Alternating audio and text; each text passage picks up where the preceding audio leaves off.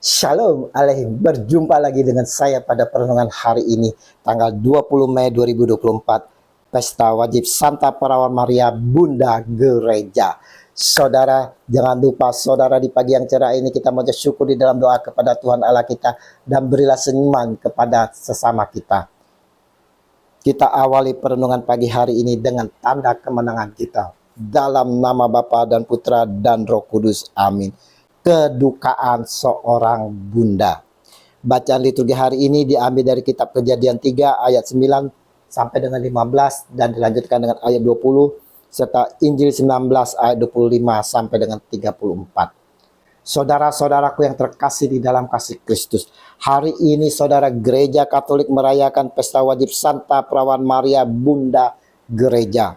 Ini sangat alkitabiah. Dari Injil yang kita baca dan renungkan hari ini diawali dengan di dekat salib Yesus berdiri ibu Yesus, saudara perempuan ibunya Maria istri Klopas dan Maria Magdalena. Yohanes 19 ayat 25.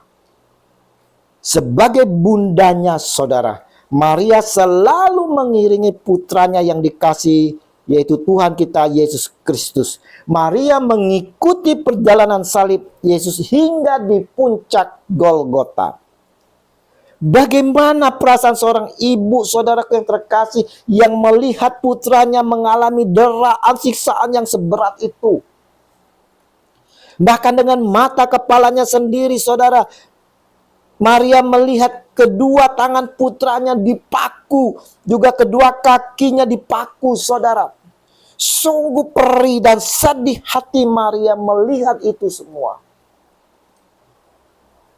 Ketika Yesus melihat ibunya dan pengikut yang dikasihnya berdiri di situ, ia berkata kepada ibunya, "Ibu, itu anak ibu." Yohanes 19 ayat 26. Dan sebaliknya, kemudian Yesus berkata kepada pengikutnya itu ibumu. Semenjak itu pengikut itu menerima Yesus, menerima ibu Yesus untuk tinggal di rumahnya. Yohanes 19 ayat 27. Saudaraku, Yesus melihat kesetiaan dan ketaatan Maria mengikutinya hingga akhir. Yesus tak mau Maria, saudara bundanya ini sendirian tanpa dirinya, tanpa putranya selepas kepergiannya. Maka dia menyerahkan kepada muridnya ini sebagai bunda mereka. Dan Maria menerima sebagai anak-anaknya, saudara. Gereja yang ditinggalkan sebagai warisan Kristus pun, saudara, memberi gelar kepada Maria, Maria Bunda Gereja, pada penutupan sesi ketiga konsili, tepatnya pada tanggal 21 November 1964. Kita lihat, saudara, Maria menyaksikan sendiri putranya disalib dengan hati yang perih, saudara. Putranya tergantung di atas kayu salib, yang mana pada zaman itu, saudara, zaman itu salib adalah hukuman yang dianggap paling hina.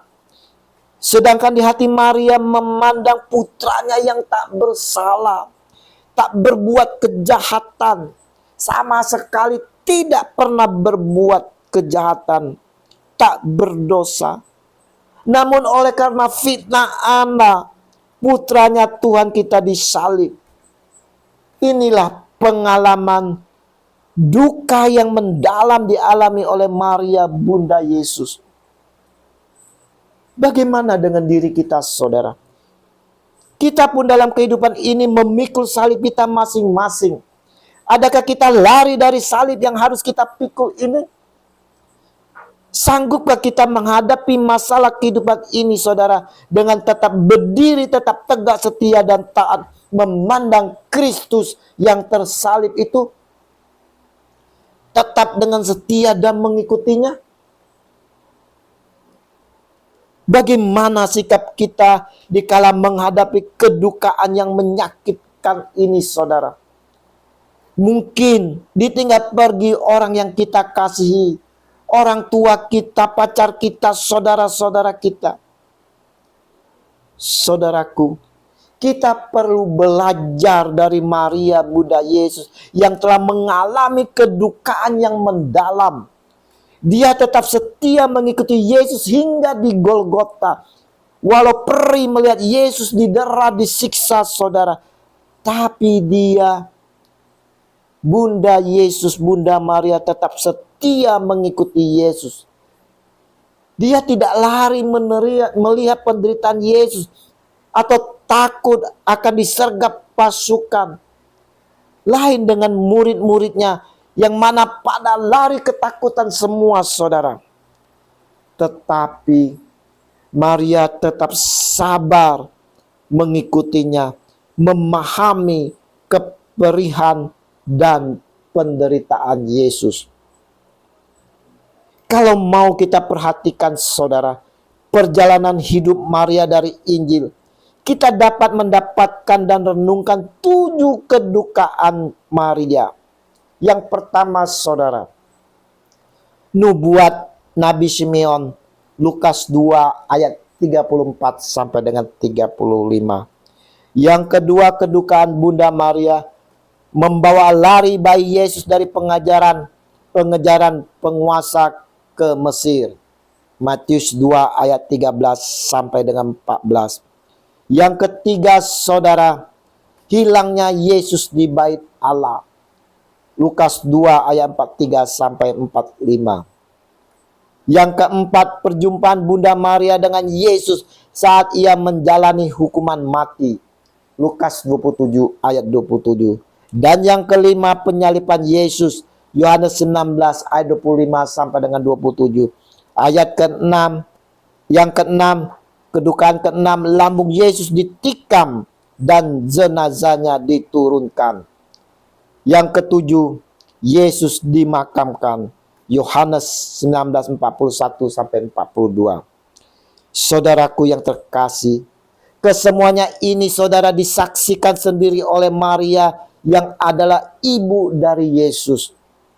Dapatkah kita bayangkan, saudara, kedukaan seorang ibu yang menyaksikan sendiri penderitaan dan kematian putranya sendiri?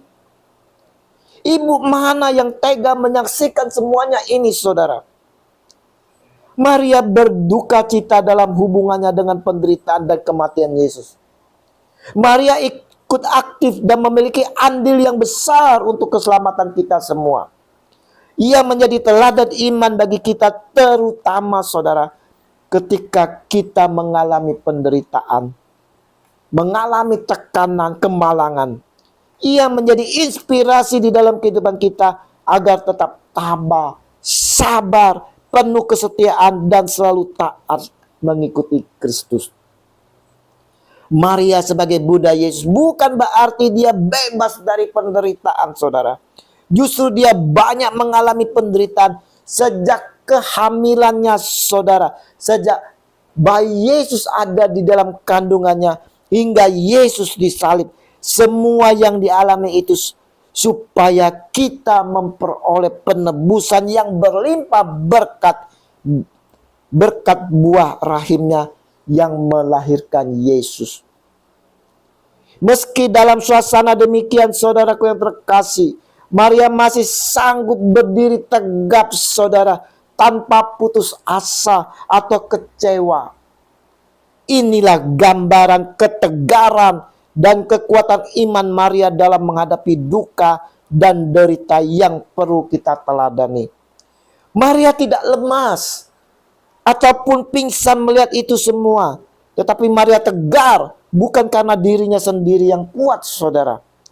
Karena dirinya telah menimba kekuatan ilahi dari sejak putranya Yesus ada di rahimnya. Dalam perjalanan hidup Yesus hingga salib putranya sendiri yang membawa kemenangan dan keselamatan.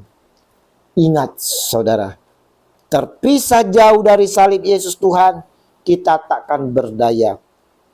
Banyak orang mengalami duka saudara berkelanjutan justru lari dari Tuhan dan melupakan salibnya yang membawa kemenangan. Lain dengan Maria, justru dia berlari-lari mendekat kepada salib. Kita pun harus mengikuti teladan Maria saudara. Jika Yesus Tuhan saja memiliki rasa yang luar biasa terhadap ibunya, terhadap bundanya, bukankah kita juga seharusnya memiliki sikap yang sama saudara? Tuhan Yesus pun memikirkan ibunya hingga pada saat-saat terakhir di atas kayu salib saudara. Ia masih melakukan sesuatu bagi ibunya. Dia berharap agar ibunya tetap ada yang menjaga di masa tuanya. Bagaimana dengan diri kita? Adakah kita ingat akan ibu kita? Ibu yang melahirkan kita saudara. Kapan terakhir kita mengucapkan, "Wah ini mama, I love you mother"? Kapan terakhir kita mengucapkan itu? Yesus telah menyerahkan Maria bundanya kepada murid yang dikasihi sebagai ibunya juga. Adakah kita juga menerima Maria sebagai ibu kita, sebagai bunda kita saudara? Karena kita adalah murid yang dikasihi Yesus. Seharusnya kita juga mau menerima Maria sebagai ibu kita, sebagai bunda kita. Ingat saudara, kita juga murid-murid yang dikasihi Tuhan Yesus. Adakah kita menerima Maria sebagai bunda kita? Injil hari ini bertepatan dengan perayaan Santa Perawan Maria Bunda Gereja dan juga perayaan Hari Ibu sedunia. Kita semua yang adalah murid-murid yang dikasihi Yesus mau menerima Maria sebagai ibu kita, bunda kita. Karena Yesus sendiri yang menyerahkan kepada kita melalui muridnya yang dikasihinya itu. Sepantasnya lah kita juga mau menghormati, bukan menyembah. Sekali lagi saya katakan, bukan menyembah saudara, tetapi menghormati Maria sebagai ibu yang selalu mendoakan kita, anak-anaknya. Kita juga diingatkan untuk selalu menghormati akan ibu biologis kita, ibu yang melahirkan kita. Dengan susah payah dia mempertaruhkan nyawanya. Kasih ibu sepanjang masa tiada hentinya. Mari saudara, kita mau selalu menghormati ibu kita dan berbakti kepadanya. Selamat merayakan Santa Perawan Maria Bunda Gereja dan selamat merayakan Hari Ibu Internasional. Tuhan Yesus memberkati kita sekalian. Amin. Dalam nama Bapa dan Putra dan Roh Kudus. Amin. Shalom.